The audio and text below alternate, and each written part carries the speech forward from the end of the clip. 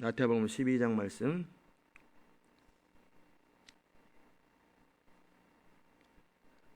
29절, 마태복음 12장 29절 말씀 같이 읽겠습니다.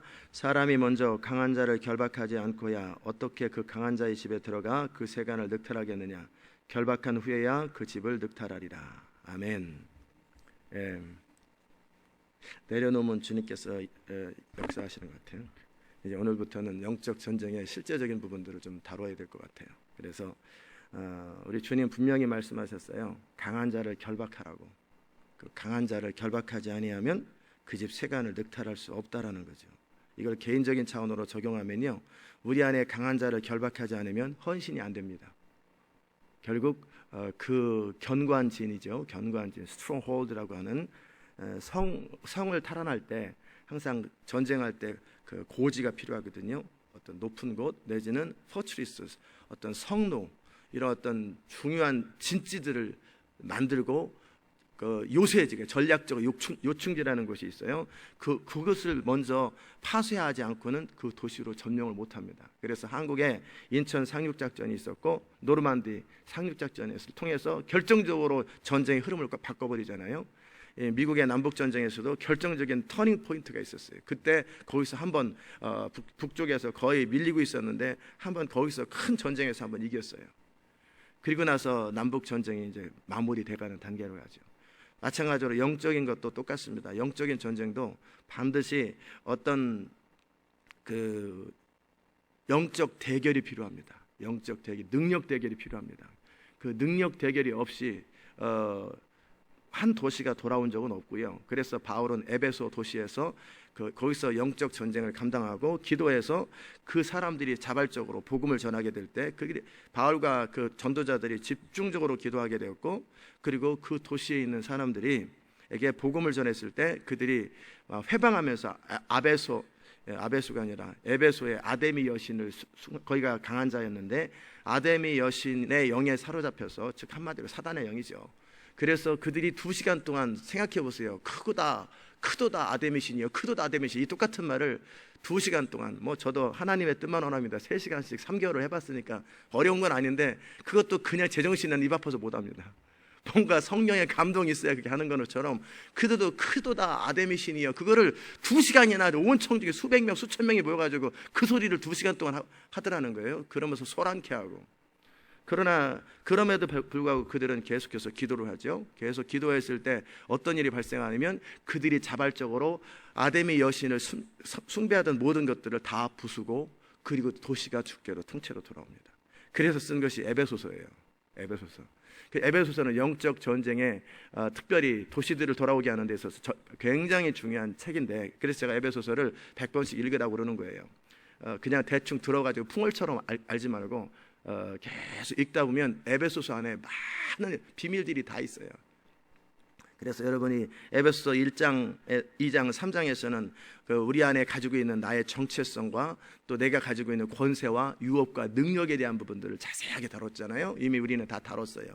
그 다음에 4장부터 5장, 6장 중반까지는 뭐냐면 그 말씀에 근거해서 자기를 쳐서 복종시키는 부분이에요.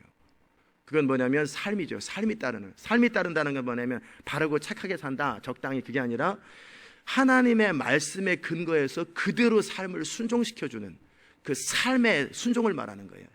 4장, 5장, 6장 중반까지. 그리고 나서 6장 그 뒷부분에서는 뭐라고 하냐면 이제는 우리의 싸움은 혈과 육에 대한 것이 아니라 이 어둠의 세상 주관자와 하늘에는 악한 영이라고 그러면서 이제 무장을 갖추라고, 성도로서 군사로서 무장을 갖추되 뭐 구원의 투구와 의의 방패와 진리의 허리띠를 띠고 그 성령의 검을 들고 평안에 예비한 거 신으로 발을 신고 믿음의 방패를 가지고 그 무장을 하고 무시로 성령 안에서 기도하고, 그리고 하나님 앞에 중보를 하라는 거예요. 하나님 앞에 중보자를 모아서 기도할 때 그 강한 자가 결박된다, 이 말입니다. 아멘. 그래서 이번 주 안에 그런 부분들을 좀 자세하게 다루게 될 거예요. 오늘은 첫 시간에 이제 지난 2주간 열흘 동안에는 믿는 자의 권세와 복종 부분을 자세하게 다뤘어요. 즉 그 말은 뭐였냐면 에베소 1장, 2장, 3장과 4장, 5장, 6장 전반을 지금 다뤘던 거예요. 전체적으로. 그래서 이제 그럼 이제 그리고 나면 어떻게 되냐면 드디어 전쟁 준비가 된 거예요. 그러면 전쟁 준비를 위해서 그 전쟁을 위해서 무엇을 파악을 해야 되냐면 우리의 싸움은 그냥 우리 나름대로 최선을 다해 가지고 인간의 일이지 하나님의 일은 아니에요. 영적 전쟁을 감당할 때는 반드시 반대되는 세력이 있어요. 우리가 어떤 게임을 하더라도 농구를 하든 축구를 하든 뭐 하냐면 내가 잘하려고 그럴 때 공과 상관없이 돌아다니면 상대방이 우리를 방해할까요? 방해 안 할까요? 졸지 마시고요. 공과 상관없이 막 농구하는데 농구 공은 저쪽에 있는데 나 혼자 막 여기서 하고 팔굽혀펴기 막 하면은 안 시켜주겠지만 그래도 굳이 한다면은 상대방이 우리 방해할까요? 안 할까요? 전혀 안 하죠. 축구하는데 막 공은 저쪽으로 가는데 여기서 막 이게 체조하고 막 있고 그러면은 미쳤다고 그러고 멍청하다고 그러지 절대 방해 안 합니다. 그런데 언제 방해해요? 그 공을 빼앗아 가려고 할 때, 그 공을 물고 상대방을 향해서 막 달려갈 때 그때 반격합니다. 그죠? 그 공은 뭐냐면 상대방도 원하는 것이고 나도 원하는 거예요. 상대방도 중요하게 여기는 거고 나도 중요하게 여기는 거예요. 바로 그 자리에 영적 전쟁이 있는 거예요. 그 전까지는 다 준비 훈련도 하고 다 하지만 결국 상대방은 우리 상대방은 누구예요? 다른 교회예요? 아니죠. 다른 교회는 우리 같은 편이에요. 같은 편인데 상대방은 이 어둠의 세상 주관자와 하늘에 있는 악한 영들이에요. 그들이 중요하게 여기는 것도 우리도 중요하게 여겨야 되는데 많은 교회들은 그들이 중요하게 여기는데 우리는 중요하게 여기지 않아요. 그러니까 공이 도로다니는데 어디에 딴 데 가서 팔굽혀펴기 하고 있다니까요. 많은 교회들이 팔굽혀펴기 하고 있고 막 체조하고 있고 와 그러다 보니까 경기 끝났어요. 이거는 완전히 바보거든요. 적들이 중요하게 여기는 바로 거기에 우리도 그것을 중요하게 여겨야 되는 거예요. 아멘. 그래서 이렇게 제가 이제 기도하면서 이제 계속 이 부분을 다룰 거예요. 어떻게 그러면 중요한 거를 발견하는지. 그건 성령의 이끄심과 기다림을 통해 성령이 계시하는 건데, 그러니까 적들이 중요하게 여기는 바로 그 자리에 이상하게 무당들이 거기 있어요. 항상 그러니까 전쟁의 차원이 퍼스널 차원, 국지적 차원이 있고 전술적 차원이 있고 전략적 차원이 있는데 그건 뭐냐면 우리의 싸움이 개인적이기도 하고 주술적이기도 하고 영적, 전략적이기도 하고 이 세 가지가 동시에 같이 이루어져야 돼요. 그렇지 않고 개인적인 차원의 영적 전쟁만 이루어지면 사단이 뭐라고 그러냐면 그냥 내버려 둬요. 처음에는 막 회방도 하고 막 그러지만 에이 너 하나 잘 믿어라. 그러나 그 사람이 이제는 뭐 한 도시를 바꾼다든지 그러려면 반드시 영적 전쟁의 전략적 차원으로 하늘에 있는 영과 싸워야 되고 하늘에 있는 영은 이 도시에 있는 주술적 차원의 어떤 구체적인 실체와 연결이 돼 있어요. 아멘. 예, 그거 무슨 말이냐면 제가 지난번에 우리 교회에 지난번이라는 게 몇 달 전이 아니라 몇 년 전에 한 4, 5년 이상 전에 어느 집사님이 귀신 들린 적이 있었어요. 그냥 처음에는 막 그냥 성령으로 출발했다가 그러니까 이분 또 말씀에 깊이 연구도 안 하고 제자훈련 하는 분이었는데 말씀을 좀 깊이 연구 좀 하고 그랬어야 되는데 여러분이 영적으로 강력해지려면은 방언 기도를 하루에 3시간씩 뭐 4시간씩 5시간씩 하라고 그랬어요. 그리고 나서 정말 금식하며 기도하면 그렇게 강력해진다고 그랬더니 이분이 말씀도 없는 상태에서 방언 기도를 12시간씩 한 거예요, 하루에. 그리고 이분이 적당히 간질 부분에 문제가 있었는데 그냥 약도 안 먹고 성령의 감동도 없는데 벼랑에 약을 끊고요. 그냥 하다 보니까 하여튼 기도를 엄청나게 3개월 동안 그렇게 하다 보니까 어떻게 됐냐면 영의 세계가 열렸어요. 영적 세계가 열려가지고 이분이 보이는 거예요. 전사도 보이고 마귀도 보이고 이것저것 다 영적으로 감각적으로 아주 탁월해진 거예요. 근데 이 사람이 말씀에 기반이 없잖아요. 그러니까 처음에는 이렇게 지켜봤어요. 이렇게 어떻게 되나. 왜냐하면 우리 주님께서 그러셨거든요. 성령의 일과 마귀의 일을 같이 내버려 둬서 잘하도록 하라고 내버려 뒀잖아요. 그렇지 않고 이 알곡과 가라지 친다고 하다 보면 알곡까지 다 쳐버리니까 어느 정도 무르익을 때까지 내버려 둬야 되거든요. 그래서 내버려 뒀어요. 내버려 뒀는데 처음에는 좋은 일 많이 하더라고요. 막 이렇게 제가 봐도 정확한 어떤 인도하심을 받더라고요. 그런가 보다 좀 더 보자. 근데 좀 이상하다 싶은데 일주일이 딱 지나고 나더니 어떻게 됐냐면 이 사람이 이제 어느 날 이제 그 축사하는 쪽으로 같이 한번 갔었어요. 근데 뭐 가겠다고 본인이 그러니까 저는 늘 가는 집이었고 수시로 그랬는데 거기 안에 있는 악한 자, 그 악한 영한테 거기 능력되게 진 거죠. 영의 세계는 열렸는데 그렇잖아요. 영의 세계가 열렸다는 말은 뭐냐면 영적으로 센시티브해진 거예요. 그렇기 때문에 가령 골리앗이 있다라는 걸 보는 것이 영적으로 센시티브한 거랑 똑같은 거예요. 골리앗이 있는 거 봤어요. 딴 사람들은 안 보이는데 골리앗을 봤는데 골리앗을 이길 능력도 없는 사람이 골리앗 앞에 갔다가 이거 뭐야 하고 탁 했더니 그 자리에서 학도병처럼 죽더라는 거예요. 자, 영적으로 센시티브해졌어요. 영의 세계가 열렸어요. 그래서 영적인 실체를 봤어요. 그러니까 딱 두려웠어요. 두려워하는 순간 어떻게 돼요? 마귀가 착 그들에게 임합니다. 그러더니 그 다음부터 귀신 들린 거예요. 왔다 갔다 오락가고 목사님도 귀신 들렸네. 막 헛소리 하기 시작하는 거예요. 이제 막 아이고 참 이 사람이 골치 아프네. 이제 천상 또 축사를 또 시작해야 되겠네. 저는 이제 어떻게 진행되는가 실험 삼아서 내버려 뒀던 거예요. 그랬더니 결국은 그 성령으로 출발한 것 같은데 사실은 성령으로 출발한 것보다는 자기 욕심이었죠. 무슨 성령이에요 그게. 영적 세계를 여는데 자기 욕심으로 출발해가지고 말씀에 기반도 없는 상태에서 성령의 인도하심을 받는 게 아니라 방언기도 하라니까 말씀도 아니고 방언기도만 12시간 죽 쪄서 해가지고 능력도 안 되는 사람이 영의 세계만 열려가지고 그러다 보니까 두려움에 사로잡혀가지고 자기가 꼼짝 못해가지고 이 사람이 왔다 갔다 하고 진짜 심각했어요. 남의 집 가가지고 성령이 말씀하신다고 그러면서 남의 집 설거지 해주고 막 그냥 성령이 말씀하는데 비눗물 먹고 막 벌거벗고 댕기고 이거 이제 귀신 들린 거 아니에요. 완전히 그런 사람이 있었다니까 이 교회 안에. 그래서 제가 이제 어떻게 할까 하다가 그때 축사 쪽에 좀 강력한 사람이 있다고 그래서 한번 데리고 갔어요. 그랬더니 그분이 한국 이제 큰 믿음 교회에서 그 축사 그 전문 하시는 분이라고 그랬더라고요. 그래서 이제 그 애틀란타에 오셨길래 그래서 한번 이 사람을 좀 쫓아보라고 그랬을 때 제가 하나 배운 게 있어요. 그분에게 뭐였냐면 이걸 하더라고. 참 그때 신기했죠. 5, 6년 전이었으니까. 그리고 나서 지금은 다 알죠. 이게 무슨 말인지. 기도를 하는데 딱 세워놓고 기도를 하는데 이렇게 하더라고요. 하늘에 있는 영과 그 몸 안에 있는 귀신과의 사이를 딱 커트를 시켜버려요. 예수 그리스도 이름으로 하늘에 있는 영과 이 형제의 몸 안에 있는 귀신은 디스커넥, 차단될지어다. 딱 그러니까 어떻게 되냐면 신기하더라고요. 푹 쓰러지더라고요. 팍 쓰러져요. 그러니까는 붙들고 있었던 거예요. 뭔가가 쫙 붙들고 있었는데 탁 하니까 어떻게 해요? 그냥 푹 쓰러져 버리는 거예요. 그러니까 이제 싸움의 대상은 뭐예요? 이 하늘에 있는 영과 싸우는 것이 아니라 이제 그 몸 안에 있는 고기하고만 싸우면 되니까 쉽잖아요. 굉장히 쉽잖아요. 그리고 나서 딱 이제 대적기도 하니까 그 집사님이 그러시더라고요. 당신 말 안 들어. 딱 그러는 거예요. 그러니까 이분이 벌써 그런 쪽에 이제 잘 아시는 분이니까 저한테 그러더라고요. 이거는 목사님의 잡입니다. 이건 제가 할게 제 권위가 없습니다. 목사님이 하셔야 됩니다. 이 사람은 저에게 요청하지도 않고 원하지도 않습니다. 그렇기 때문에 원하지도 않는 축사는 못합니다. 그러더라고요. 맞는 말이에요. 그래서 제가 데려왔어요. 교회로. 그러니까 천상 이 사람은 제가 씨름을 해야 될 거예요. 근데 그분한테 배운 것은 끊는 거, 그거 하나 딱 배운 거고 결국 제 권위 안에 있는 사람이기 때문에 제가 해야 돼요. 그래서 그때 제가 집사님한테 그랬어요. 집사님 내가 누군지 아냐고 그랬더니 오락가락 하니까 안다고. 목사님이라고.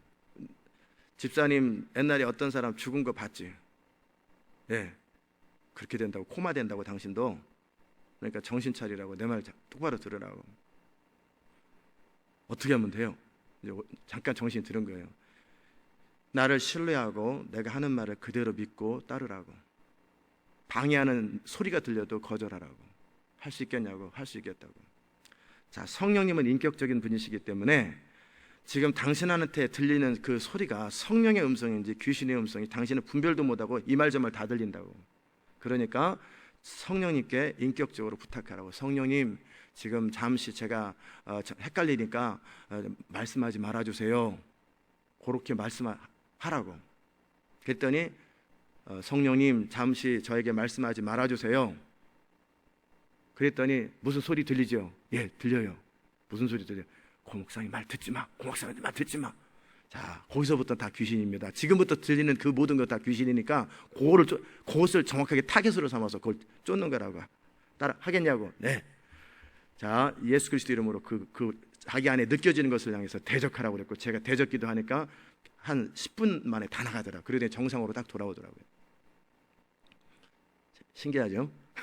많은 일들을 이 기관에서 제가 겪었어요. 그래서 그래가지고 이제 정상이 됐어요, 이 사람이. 그래서 제가 이제 단도리를 했어요. 이제는 능력도 안 되고 말씀의 능력, 자기 부인의 능력 이런 것도 안 되는 사람이 욕심만 가지고 영적 세계를 가서 파다고 괜히 그렇게 해가지고 영의 세계가 열렸는데, 다시 말하면 골리앗 앞에 갔는데 골리앗 이길 능력 없어요. 그럼 어떻게 하겠어요? 골리앗 앞에 죽는 거죠. 영적 세계는 그런 거예요. 실제 능력 대결이에요. 능력 대결. 그냥 무슨 뭐 이렇게 쇼하는 게 아니라 실제 능력 대결이기 때문에 능력을 갖추고 가야 되는 거예요. 근데 기독교인의, 그리스도의 우리의 능력은 뭐예요? 우리 정체성이에요. 내 안에 계신 하나님은 우주보다 크시다는 확고한 믿음이에요. 어떤 경우에도 내 안에 계신 하나님은 우주보다 크시다. 예수 그리스도의 이름의 권세, 이것에 대해서 정확해야 돼요. 그 말은 다르게 표현하면요, 하나님과 분명한 관계가 있어야 돼요. 어떤 교리나 지식이 아니라 실제 하나님과의 인격적 관계가 있어야 되는 거예요. 이 관계가 친밀해야 돼요. 아멘. 모든 영적 전쟁의 키는 주님과의 관계예요. 주님과의 친밀한 관계 안에서 내가 늘 자리매김하고, 두 번째는 뭐냐면 그 친밀한 관계 안에서 나타나는 현상이 자기 부인이에요. 자기 부인을 할 줄 알아야 돼요. 즉 우리 안에서 강한 자를 결박해야 돼요. 우리 안에서 견고한 진, 하나님의 뜻, 하나님의 부르심, 하나님의 이끄심과 반대되는 어떤 거라도 내가 다 부인하고 거절하되, 그것이 한두 번 하는 게 아니라 확실하게 주님과의 관계 속에서 서열을 정하는 게 자기 부인이라고 그랬잖아요. 아무든지 나를 따르려거든, 누가복음 9장 23절에 자기를 부인하라고 그랬어요. 그 자기 부인하는 건 뭐냐면, 내가 이제 갈라디아서 2장 20절 그리스도와 함께 십자가에 못 박혔나니 이제 내가 산 것이 아니라 누가 살아요? 내 안에 그리스도께서 사신 거예요. 이 부분에 정확한 거예요. 이제는 내 삶의 주권은 내가 아니라 주님이고, 내 삶의 목적은 예수 그리스도고, 하나님의 뜻과 영광을 위해 살고, 이를 위해서 나는 모든 것을 배설물처럼 버릴 수 있고 모든 것을 내려놓을 수 있는, 이게 자기 부인이에요. 이게 안 되는 사람은 뭐냐면 그 사람 안에 견고한진이 있는 거예요. 그게 뭐 여러 가지 있을 수 있겠지만 그것을 사단이 쳐버린단 말이에요. 그것을 치니까 바로 무너져요. 그 사람이 주님을 따를 수도 없고. 그러게 영적 전쟁을 하기 전에 먼저 해야 될 것은 뭐냐면, 주님과의 친밀한 관계 안에서 주님을 사랑하고 하나님을 깊이 알아가는 과정들이 필요한 거예요. 그리고 그와 함께 뭐 하냐면, 내 안에 계신 하나님의 은혜, 그리고 우리 안에 있는 믿는 자의 권세, 성도에게 허락한 기업의 영광의 풍성함과 능력의 지극히 크심, 1장에 나와 있는, 에베소서 1장에 나와 있는 그게 바로 믿는 자의 권세를 정확하게 알고, 그와 함께 내 안에 고린도서 10장 4절 이하에 있는 하나님의 뜻을 대적하여 높아진 어떠한 것이라도, 내 취미든 내 이기심이든 내 가족애든지 어떤 거든지 주님보다, 주의 뜻을 따르는 것보다 우선하면 안 되는 거예요. 아멘. 이것이 철저하게 부인이 된 사람은요, 사단이 공격해도 공격할 데가 없어요. 아킬리스라고 아시죠? 아킬리스. 트로이 전쟁 영화 그런 데 보면 아킬리스가 결국은 죽잖아요. 어떻게 죽어요? 그 아킬리스, 이제 사실은 신화인데, 실제는 아니고 신화인데, 그 사람이 태어났을 적에 뭐 자기는 신의 아들이라고 그러죠. 근데 어쨌든 그 어떤 희한한 연못에다가 빠뜨렸는데, 이렇게 태어나자마자, 그런데 그 연못에 담그고 나면은 어떤 일이 생기냐면, 어떠한 무기를 통해서도 죽지 않는 거예요. 그런데 그 아이를 담글 때 놓을 수는 없으니까 어떻게 발목을 잡고 담궜단 말이에요. 그리고 딱 꺼냈어요. 사실은 아니고 거짓말인데 그냥 예를 근데 비유기 때문에 말씀드리는 거예요. 발목을 담궜을 때 발목 안에 물이 안 묻었단 말이에요. 그러니까 그 사람은 유일하게 그의 약점이 발목이에요. 발목. 그러니까는 사람마다 자기 약점이 뭔 줄 알아야 돼요. 그래서 사단이 그 사람을 칠 때, 어떤 사람은 혈기일 수 있고, 어떤 사람은 돈 욕심일 수 있고, 어떤 사람은 명예욕일 수 있고, 어떤 사람은 자존심일 수 있고, 어떤 사람은 가족일 수 있고, 우리가 가장 소중하게 여기는 바텀 라인, 가장 소중하게 여기는 게 뭐냐, 그 부분을 사단이 결국 쳐버리고, 아킬리스도 화살을 쐈는데 어떻게 우연히 발목을 쐈단 말이에요. 빗 맞았는지. 그러니까 발목 맞으니까 그냥 죽어버리는 거예요. 이해되십니까? 결국 우리가 영적 전쟁을 감당하려고 그러면요, 주의 보혈로 막연하게 씻지 말고 맨날 아무것도 모르면서 주의 보혈로 씻으셔서, 주의 보혈로 무슨 무당 굿하는 것처럼 그렇게 하면 능력 없다니까요. 주의 보혈로 씻는다는 그 말은 뭐냐면, 내가 나를 의지하지 아니하고 십자가에서 나를 위해서 죽어주신 그리스도의 보혈의 공로와 그분의 죽어주심의 대가를 진짜 믿고 그것을 받아들이는 걸 말하는 거지, 덮어놓고 주의 보혈을 덮으소서 이렇게 해보세요. 보혈이 뭔지도 모르는데 보혈로 덮어지겠습니까? 주의 보혈이 무슨 담요입니까? 덮게. 그렇다면 뭐냐면, 보혈로 덮으라는 말은 뭐냐면, 내가 더 이상 나 자신을 주장하지 않을 것이고, 나의 어떤 능력을 주장하지 않을 것이고, 나의 능력의 키는 그리스도의 십자가와 그분의 희생이라는 것을 인식하면서 나는 나를 의지하지 않고 주님의 은혜와 보혈의 십자가에서 나를 위해 죽어주신 그 사랑을 의지합니다. 나의 능력은 그리스도 안에 있습니다. 나의 힘은 그리스도 안에 있습니다. 이 말을 하는 거예요. 이거에 대한 전제도 없이 그냥 덮으소서 뭘 덮어요?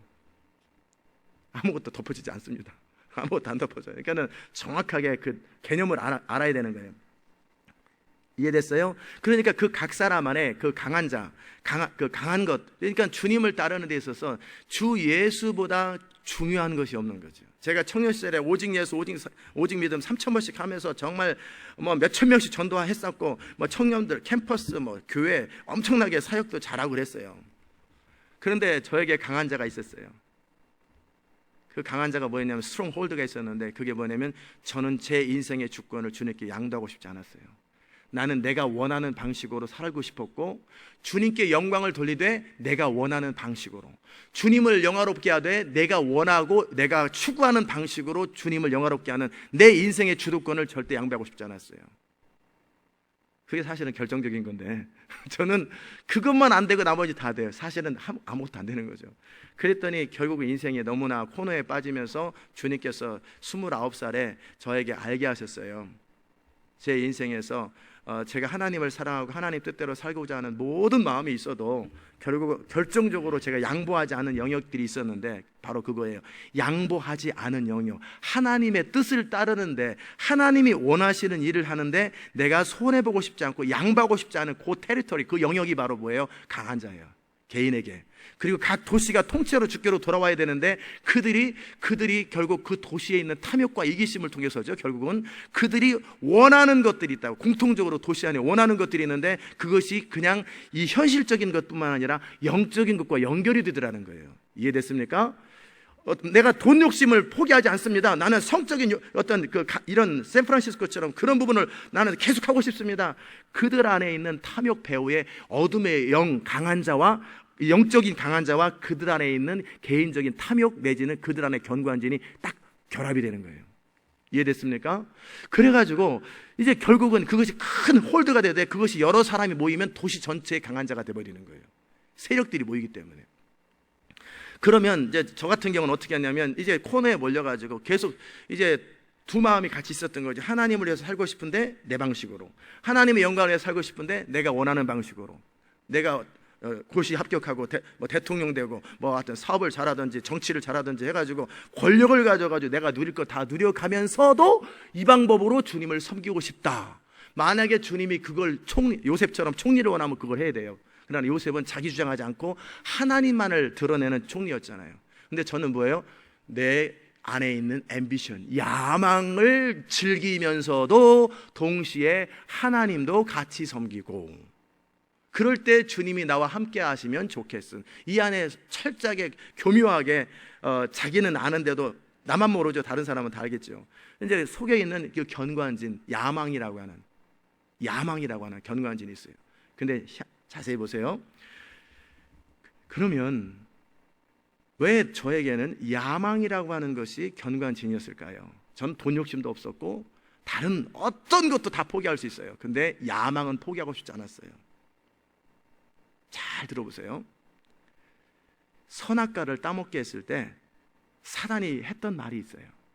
뱀을 통해서 하나님처럼 된다라는 거예요. 이해됩니까? 그 말은 뭐냐면 아담과 하와 안에 간절한 하나님이 주신 소원이 있어요. 근데 그게 뭐예요? 하나님처럼 되고 싶은 소원이 있는데, 그것을 하나님의 성령의 이끄심을 따라 하나님과 순종하면서 하나님처럼 되는 것이 아니라, 그리스도를 안에서 영원토록 그리스도를 닮아가는 방식이 아닌, 하나님이 정한 방식이 아닌 사단이 주는 것은 빠르고 쉬운 길이에요. 그리고 죄가 섞인 길이죠. 그러니까 그 선악과를 결정적으로 먹었던 것은, 야 내가 돈 줄게, 빵 줄게, 절대 안 먹습니다. 협박해도 안 먹습니다. 그런데 그들을 넘어뜨릴 수 있었던 결정적인 키가 뭐였냐면 하나님처럼 된다라는 말이에요. 아멘. 그 말은 뭐냐면 그들의 부르심에 대해서 왜곡시키는 거예요. 저를 향한 하나님의 부르심은 정말 세계적이고 엄청난 하나님의 꿈이 있었단 말이에요. 저를 향해서. 어렸을 때부터 저는 항상 그 생각을 하고 살았어요. 큰 인생을 살고 싶고 위대한, 이건 하나님의 부르심이에요.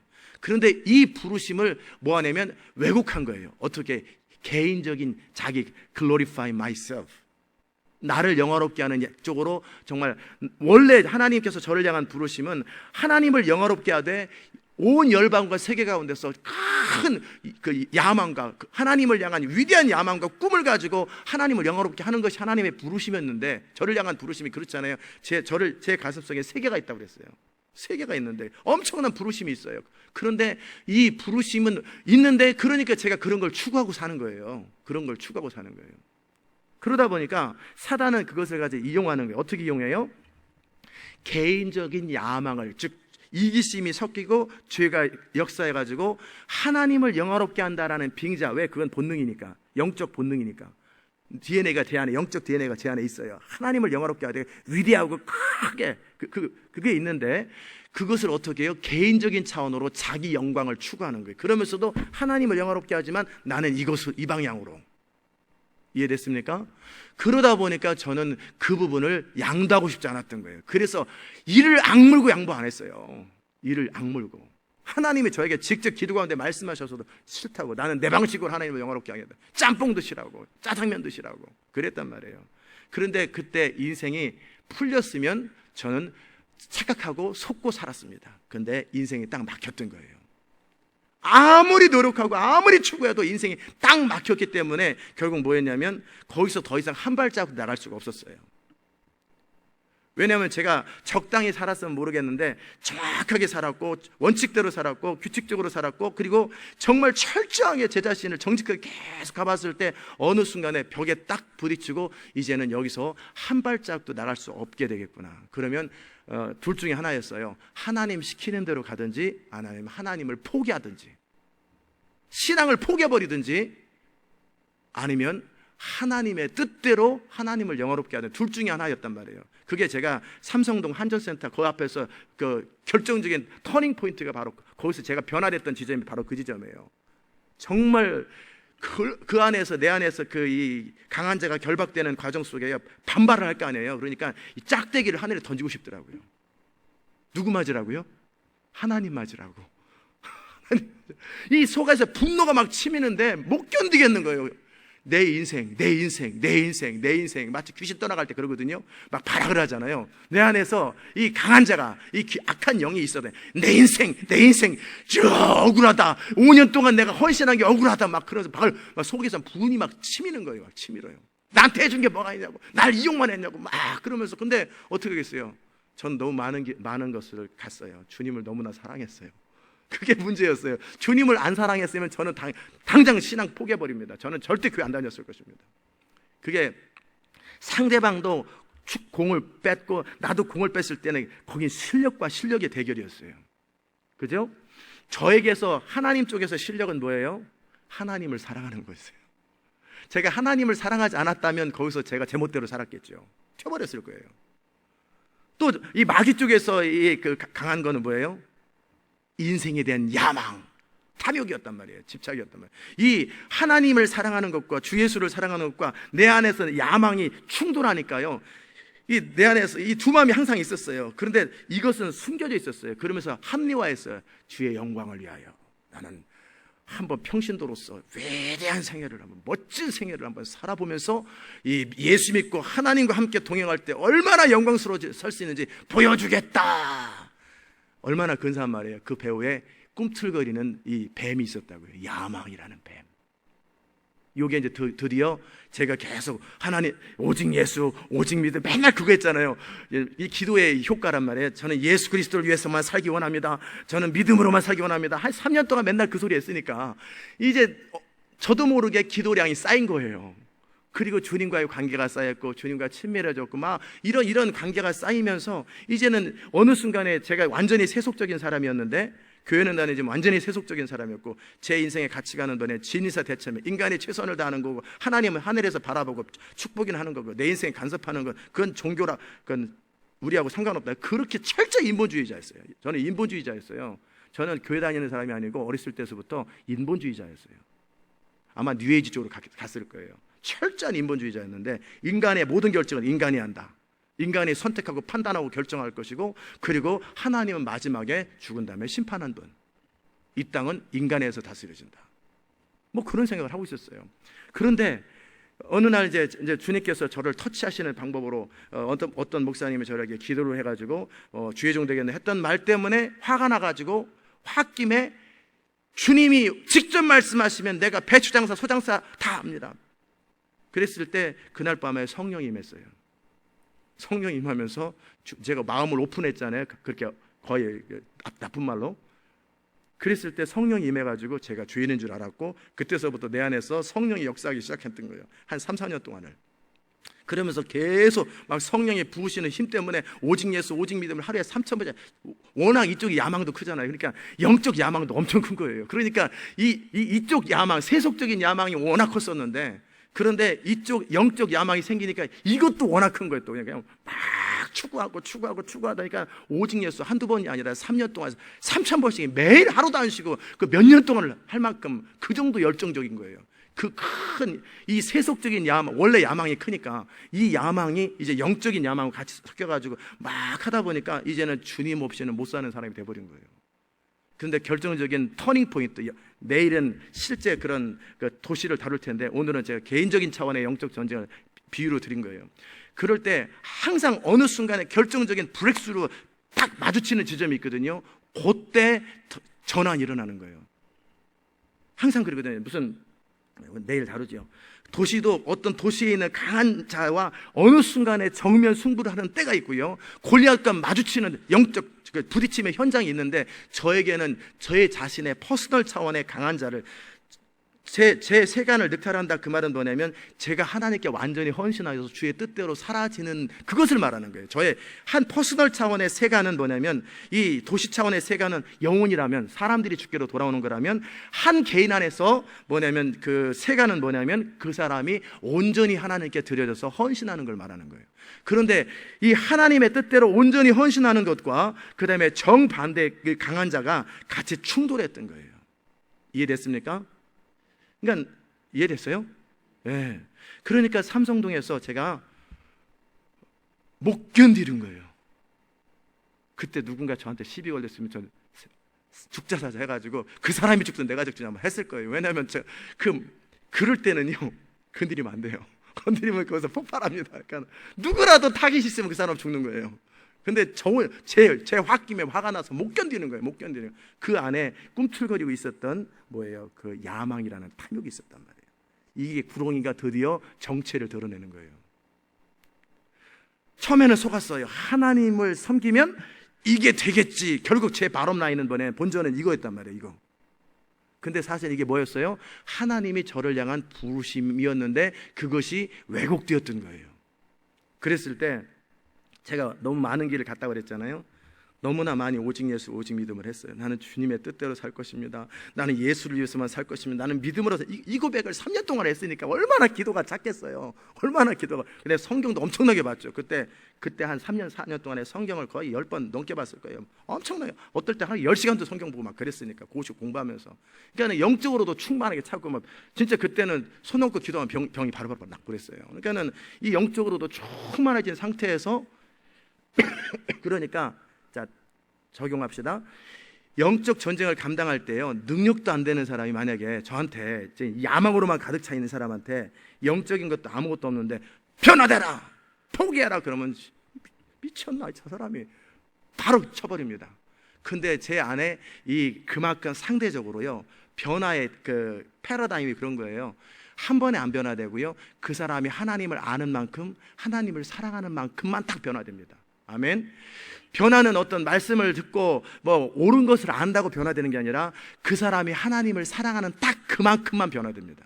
그 사람이 하나님을 아는 딱 그만큼, 헌신된 딱 그만큼만 변화가 일어나는 거예요. 아멘. 그래서 주 예수를 내 목숨보다 사랑하면 완전히 변화되는 것이고, 주 예수님을 조금 사랑하면 조금 변화되는 거예요. 그때 저는 3년 동안 영적으로 공급된 거죠. 계속 선포하잖아요. 선포라는 건 예수 그리스도를 위해서만 살겠습니다, 믿음으로 살겠습니다. 이거를 제가 100만 번을 넘게 외쳤잖아요. 3,000번씩 하루에. 그리고 말씀 엄청나게 읽었죠. 이러다 보니까 영적으로 저도 모르게 이 능력이 생긴 거예요. 영적 능력이. 이 능력이 세워진 상태에서 처음에는 하나님도 참 지혜로우시기 때문에 이걸 정면승부를 안 했던 거예요. 왜냐하면 정면승부하면 제가 신앙을 포기할 거 아니에요. 신앙을 포기하니까 정면승부를 안 시키고 이게 잘하도록 계속 하고, 저는 이대로 하도록 하나님은 허락하고 내버려둔 거예요. 내 멋대로 살도록, 인생을 하나님께 안 맡기고. 그러면서도 교회 와서 찬양대하고 하여튼 좋은 일은 많이 했어요. 전도도 많이 하고. 저를 통해 죽게 돌아온 사람 진짜 많아요. 저를 통해 헌신한 사람도 굉장히 많아요. 죽게로 돌아오는 사람이 적어도 2-3천 명이 되고요.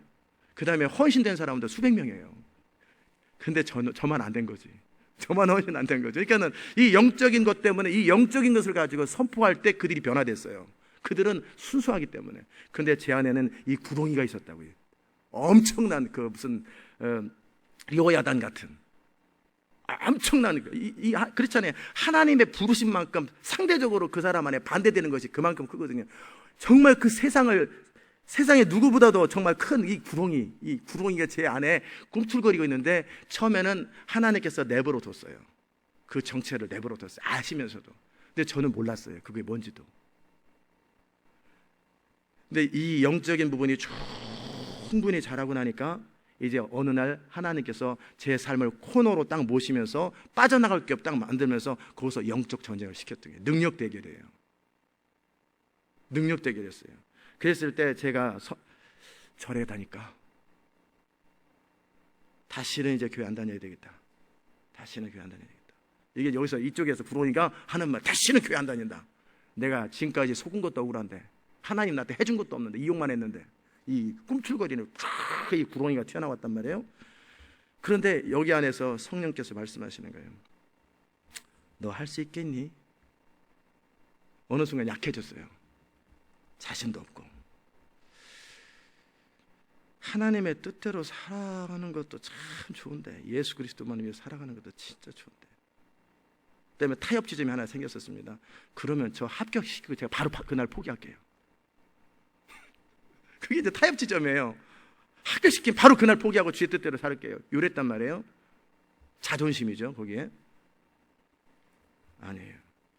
그러면 근데 제 마음에 이쪽 차원에서의 능력은 뭐였냐면, 거룩한 소원이 있었는데, 진짜 원 없이 하나님의 뜻대로만 살아봤으면 좋겠어요. 이 아무것도 얽매이지 아니하고, 이 세상에 얽매이지 아니하고, 어느 순간 이게 약화된 거예요. 힘이 빠져버렸어요. 이제 하나님의 뜻대로만 한번 살아봤으면 좋겠다. 그냥 풀타임으로. 왜냐하면 제가 주의 일을 할 때 너무나 행복했거든요. 주님의 일을 하면서 너무나 즐거웠고, 이건 야망 때문에 하기 때문에 그냥 야망 때문에 버텼던 거지 즐겁진 않았어요. 근데 주의 일을 할 때가 그렇게 재밌었거든요. 그냥 풀타임으로 주의 일만 하면 너무 행복하겠는데. 근데 딱 그만두고 풀타임으로 주의 일을 하자니 자존심도 상하고, 하다 안 되니까 별짓 하네. 사람들이 그럴 것 같고, 그 꿈도 많고, 고시에서 대통령 되겠다는 사람이 어느 날 신학교 갔대. 남들 공부 못한 애들이 가는 학교. 신학교는 그 당시 때 제 컨셉은 공부 못하고 찌질한 사람들이 간다고 생각했거든요. 근데 제 자신의 현실이 그렇게 되니까 소원을 하나님의 뜻대로 온전히 헌신하고 싶어요.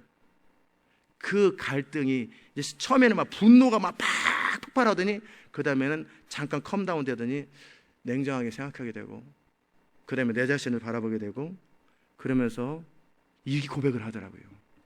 하나님, 사람 눈치 안 보겠습니다. 사람들이 뭐라고 그러든 내가 내 자신한테 정직할 것입니다. 저 진짜 하나님의 뜻대로 살고 싶어요. 그리고 하나님이 원하는 것 그것만 하고 싶어요. 그러면 한 번만 더 저를 불러주시면 안 될까요? 저에게 한 번만 더 내가 너를 불렀다고 말씀 한번 해주시면 이제 내가 시키는 대로 할게요. 그리고 나서 그날 딱 생각이 났어요. 임광훈 목사님이 나한테 기도했지? 그러면 그리고 나서 바로 그날이었어요. 그날 보니까 참 하나님의 섭리가 교묘한 게, 삼성동에서 10분 거리에 사시더라고요, 그분이. 그리고 바로 전화했어요. 그랬더니 바로 오래요. 그래서 그 집에 딱 갔어요. 목사님 안녕하십니까? 저 기억하시겠습니까? 글쎄 누군가 옛날에 공도 장로교회 그 청년 찬양인도 했던 공도 장로교회 그때 목사님께 저에게 주의종 되겠나 그러셨죠. 나는 그때 생각은 안 났지만 성령의 감동을 했으면 맞을 거야. 그래서 지금 신학교 몇 학년인가? 안 다니는데요. 인생 안 풀렸지? 네. 계속 그럴 건가? 아직 모르겠는데요. 마침 그분이 그러시더라고요. 원서 마감이 오늘인가 그렇다네요. 장로회 신학대학교 그 원서를 한번 내보지. 그래서 제가 그랬어요. 하나님, 주님이 저를 부르셨다. 이게 이제 컨펌의 과정이었어요. 다시 한번, 원래 이미 기도 가운데 불렀는데 그래도 마지막 한번 확실히 이제 헌신하려면 확실하게 해가야 되니까. 그래가지고 그 임광환 목사님을 거기서 제가 막 그 혼자 그 영적 전쟁을 혼자 퍼스널 차원에서 하고 있는 그 상태, 10분 거리에 그분이 살게 보여요. 또 바로 그래서 거기서 확인하고 다 하나님의 섭리 가운데 있었던 거예요.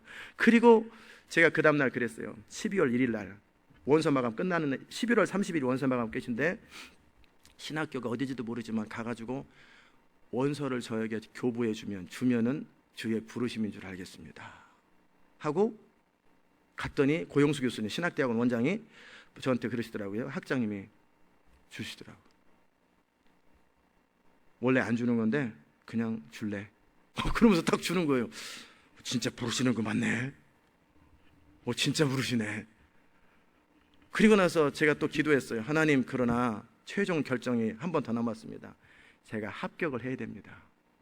떨어지면 나는 한 번 하나님께 오픈을 했는데 내 인생의 길이 막히면 안 갑니다. 평생 이제 한 번은 순종을 해봤으니까 절대 이 길로 안 갑니다. 부르지 마세요. 그러나 한 번에 합격해야 됩니다. 근데 우리 신학교는 들어가기 굉장히 어려웠어요. 보통 육수도 하고 삼수도 하고 막 그래요. 굉장히 한국에서 제일 좋은 어렵군 공부 열심히 하는 애들이 모이는 학교예요.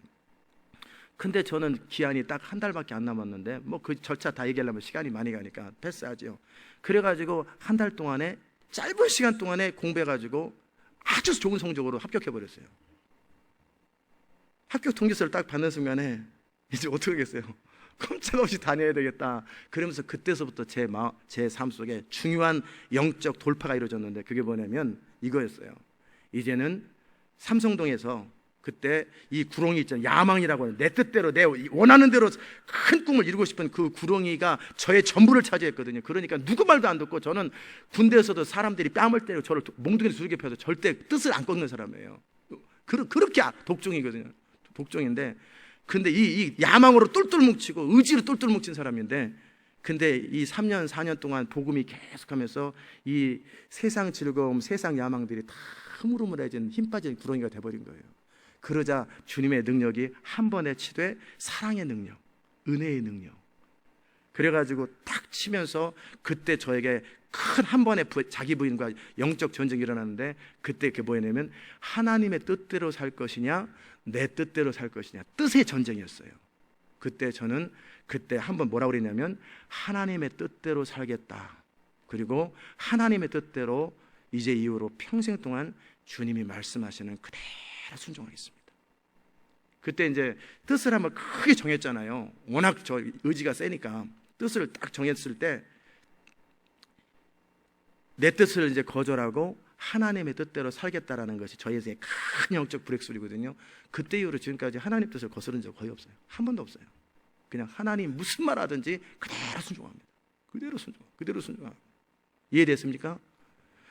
자, 영적 대결은 결국 강한 자를 결박해야 되는데 내일은 도시의 강한 자에 대한 이야기를 해드릴 거예요. 그런데 개인적인 차원의 어떤 사람이 변화될 때는요 그 사람의 변화의 키가 있어요. 키워드가 있는데 그게 뭐냐면 그 사람이 가장 원하고 추구하는 게 있는데 그것은 사실은 뭐냐면 하나님의 부르심과 그 사람을 통해 하나님의 부르심과 연결이 돼 있어요. 가령 그 사람을 통해서 재물을 모으는 하나님의 재물을 모으는 청지기였다면 그 사람은 돈 욕심이 많아요. 왜? 죄가 섞여서 돈 욕심이 많은 거예요.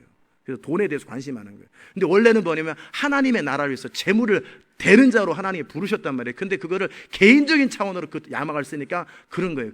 그런 사람들은 어떻게 해요? 이런 사람들은 그가 영적 전쟁을 통해서 정말 자기 분이 되면은요 이제는 요셉처럼 재물의 청지기가 됩니다. 절대 자기 자신의 뜻대로 돈을 안 씁니다. 하나님의 뜻대로 돈을 벌어서 하나님 뜻대로 돈을 쓰는 거예요. 아멘. 무슨 말인지 이해되시죠? 어떤 사람이든지 사람이 바뀌는 터닝 포인트였는데 그 사람 안에 강한 자, 저한테는 아까 야망이라고 하는 이 야망, 큰 꿈이잖아요. 이 야망이 원래 하나님의 부르심을 속인 거라고 그랬잖아요. 깨트렸더니 그 다음에 저의 삶이 어떻게 돼버렸어요? 한 2년 동안은 무력해졌어요. 힘 빠진 호랑이처럼. 그러다가 또다시 이 3년 동안에 무엇을 통해서요? 3년 동안에 선포와 말씀을 통해서 이 강한 자를 결박해버렸어요. 결박했어요. 그리고 나니까 힘을 다 소진한 거예요. 엘리야처럼. 그리고 나서 한 2년 동안을 제가 쉬었어요. 쉬면서 다시 은혜로 충전됐어요. 하나님의 사랑과 인격적인 관계로 충분히. 그러니까 그때는 무력해졌었어요. 제가 너무나 무력해졌었고 아무 일도 하고 싶지 않고 이 위대한 꿈, 세상 꿈이 다 사라져버렸고 이제 거절했던데 이거는 그렇게까지는 하고 싶진 않고. 그러니까 이 아노미 현상이죠. 중간에서. 근데 그때 2년 동안을 저에게 떡을 먹이는 것처럼 엘리야에게 하나님께서 하셨던 게 뭐냐면 은혜로 계속 부으셨어요. 그분의 사랑으로 계속 부으셨어요. 그리고 나서 제가 2년 만에 신학교 3학년 딱 그때쯤에 뭐라고 그랬냐면 이제 이후로 이때는 강한 자가 결박됐다면 이제는 헌신의 고백을 한 거예요. 주를 위해서 죽겠습니다. 그리고 주를 위해 살겠습니다. 이제는 기쁨으로 온 마음을 다해서 마지못해서 항복하는 게 아니라 온 마음을 다해서 주님을 섬기겠습니다. 내 목숨을 다 바쳐 주님을 섬기겠습니다. 이걸 제가 혼자 했던 말이에요. 골방에서 혼자 내 주의 뜻대로 항복하는 것뿐만 아니라 기쁨과 순종함과 즐거움으로 온 힘을 다해서 주님을 섬길 것입니다. 내 생애를 주님 받아주옵소서. 이해되십니까? 그리고 나서 제 인생에 하나님의 오리지널 플랜, 위대한 하나님의 꿈이 살아나기 시작하는 거예요. 그러면서 지금 우리 교회가 하는 추구하는 게 이게 상상할 수 없는 비전이거든요. 전 세계 우리 주님 오실 길을 예비하는 세계를 완전히 다 바꿔버리겠다 그 말이잖아요. 이거는 보통 사람이 상상할 수 없는 일이에요. 근데 제가 제 자신을 완전히 부인하니까 하나님의 원래 창조의 목적이 회복되고 그분의 뜻이 계시되면서 그분을 이룰 수 있는 힘의 원천도 다 알았잖아요. 그 보혈의 능력을 다 알게 하시고 그래서 그 일을 이루게 되는 거예요. 말씀 마무리합니다.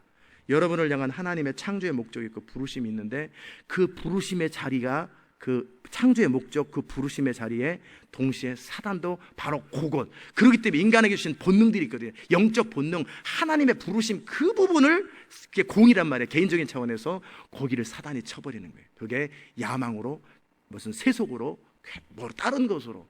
그래서 그 부분을요, 진리를 통해서 하나님께서 충분히 한다면 어느 순간 능력이 갖춰지면 골리앗 앞에 드러내서 퍼스널 차원의 골리앗이죠, 딱 쳐버리는 거예요. 그리고 이가 하나님 앞에 충전되면 이제는 드디어 하나님의 그를 향한 부르심과 창조 목적대로 위대하게 쓰임 받습니다. 그 부르심이 사람마다 다 달라요. 아멘. 그렇게 되는 거예요. 그게 오늘은 제가 능력 대결의 개인적인 차원에서 능력 대결이 어떻게 되는가. 그렇잖아요. 제 삶 속에 이 꿈틀거리는 이 강한 자가 결박되지 않았다면, 그런데 마지못해 신학교 가지도 않겠지만 저는 가능하면 좀 솔직하려고 그러니까 만약에 그랬다면 온 교회를 다 짓밟는 이상한 목사가 됐을 거예요.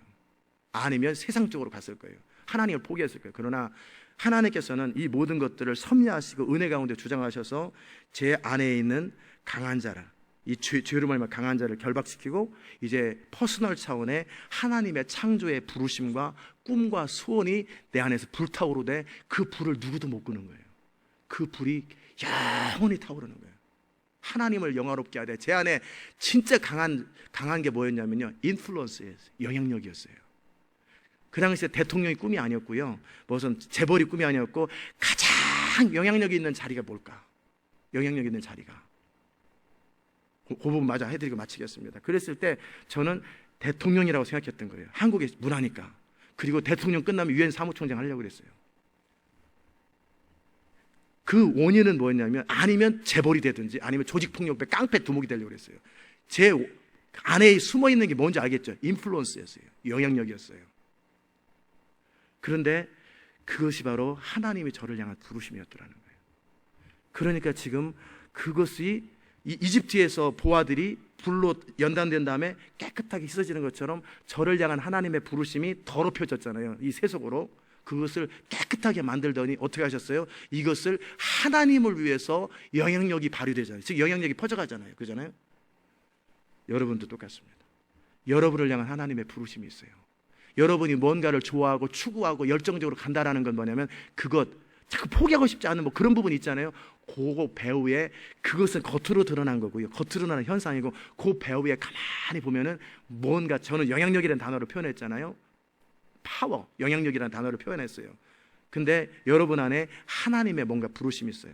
근데 저를 사도 바울이 예수님을 만나기 전에 먼저 한번 깨진 상태가 있었는데 그게 뭐였냐면 스데반의 순교를 통해서 봤던 그 충격적인 사건이었던 것처럼 저는 늘 책을 통해서 영향을 받기 때문에 결정적인 사건이 있었지만 그 삼성동 한전센터에서 그것은 능력 대결이었다면 그 전에 이미 저를 한번 깨트렸었어요, 주님께서. 그게 뭐였냐면요, 복음을 통해 알았던 건 말고요, 서울대학교 그 교수 장정일 교수가 썼던 정책학 원론이라는 책의 풋노트를 제가 보면서 충격을 받았어요. 저는 대통령이나 어떤 세속적인 권력을 통해서 영향력을 행사할 수 있다고 생각했는데, 그렇게 믿었는데 거기서 무슨 말을 하냐면요, 이런 말을 딱 하더라고요. 백악관의 대통령의 영향력이 뭐냐면 그가 아무리 명령을 하고 집행을 해도 현실화 이루어지지 않는다. 그럼 백악관의 대통령이 아무 제한 없이 마음껏 할 수 있는 게 뭐냐? 백악관 정원의 가지치기다. 대통령이 영향력이 없다라는 거예요.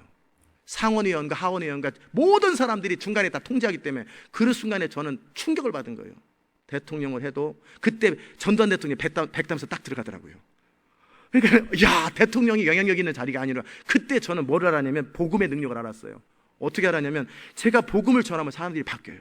복음을 전하면 인생을 바꿔버리고 헌신하고 막 사람들이 막 바뀌어나가는 거예요. 그리고 목숨을 막 걸어요, 복음 앞에. 대통령의 영향력이 아니라 예수의 이름의 영향력이고 이 복음의 영향력이구나. 그러면서 이게 스물스물 제 안에서 그 진리가 들어오기 시작하는 거예요. 예수 그리스도 이름, 진리의 힘이 가장 인생을 바꾸고 가장 영향력이 있구나. 만물 위에 뛰어난 이름이 예수 이름이구나. 그 사실이 이미 저 안에 들어오기 시작하면서 그것이 실제적으로 현상화되는데 한 2, 3년이 걸렸던 것 뿐이에요. 2년 정도 걸렸던 것 뿐이고, 결국 저의 본물이 터졌던 것은 영향력의 출처가, 저는 원래 영향력을 좋아했잖아요. 영향력의 출처가 세속 권력이 아니라 십자가의 복음, 예수 그리스도의 이름의 영향력이 있구나. 그렇다면 이것에 집중해야 되겠다. 그것이 현실화된 사건이 삼성동 사건이었고, 그 사건의 결국 뭐였냐면 저로 하여금 하나님의 뜻만을 원한다, 그 말이었던 거예요. 아멘. 그래서 이제 그 영향력을 극대화시키기 위해서 계속 말씀을 연구하면서 결국 나왔더니 영향력의 키가 뭐였냐면 십자가였어요. 십자가와 예수 그리스도의 복음이었어요. 그래서 제가 그쪽으로 집중하게 되는 거예요. 아멘. 마칩시다. 하나님 감사합니다. 오늘 개인적인 차원의 강한 자를 어떻게 결박하는지를 함께 나눴습니다. 주님, 저의 퍼스널 라이프를 공개한 부분들이 저들에게 어떤 시험거리 되지 않고 오히려 은혜의 간증이 될 수 있도록 도와주시옵소서. 각 사람 한 사람 한 사람을 향한 하나님의 부르심이 있는데, 아담과 하와에게 정말 하나님처럼 되기 원하는 것이 하나님의 창조의 목적이었는데, 그것은 오직 성령의 이끄심을 따라 예수 그리스도를 영원토록 담는 과정을 통해 되는 것인데, 주님, 마귀는 바로 그 거룩한 하나님의 부르심을 왜곡하여서 이 세상의 엉뚱한 방법으로 자기 이름을 내고 자기가 스스로 하나님처럼 되는 것으로 왜곡시켰던 것을 바라봅니다. 하나님, 우리 각 사람에게 창조의 목적이 있고 부르심이 있는데, 그 부르심을 우리는 이 세속의 마귀가 또 이 세상의 문화들을 통해서 우리를 왜곡해서 전혀 엉뚱한 방식으로 우리의 부르심을 왜곡하는데, 하나님, 진리의 성령님, 우리를 보게 하셔서 우리 안에 진짜 하나님의 부르신 그 부르심이 무엇인지를 알게 하시고, 이제 그리스도의 보혈로 우리를 정결케 하사 진짜 하나님의 부르심이 왜곡되지 않고 마음껏 우리를 향한 부르심이 정말 극대화될 수 있도록, 그래서 활용될 수 있도록, 하나님의 창조의 목적이 이루어져 갈 수 있도록 은혜를 더하여 주시옵소서. 감사드리옵고 예수님의 귀하신 이름으로 기도드리옵나이다. 아멘. 하늘에 계신